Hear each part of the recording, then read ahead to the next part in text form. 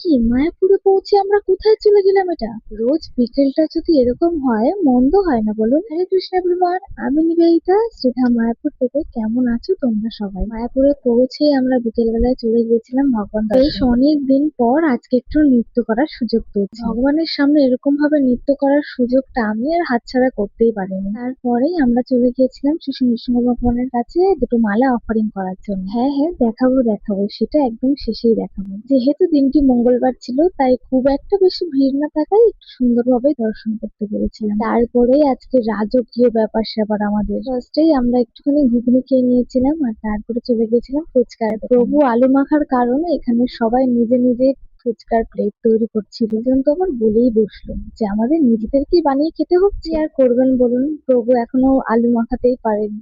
বাড়ি ফিরলাম একেবারে চাল সমেত, কারণ যেহেতু একদিন বাড়িতে ছিলাম না, চাল অল্প ছিল। আর এখানে একটুখানি ভোলানাথের দর্শন করে নিয়েছি। আর এই হচ্ছে সেই মালা। কেমন হয়েছে অবশ্যই জানিও। আজকের ভিডিওটা এই অবধি। হরে কৃষ্ণ।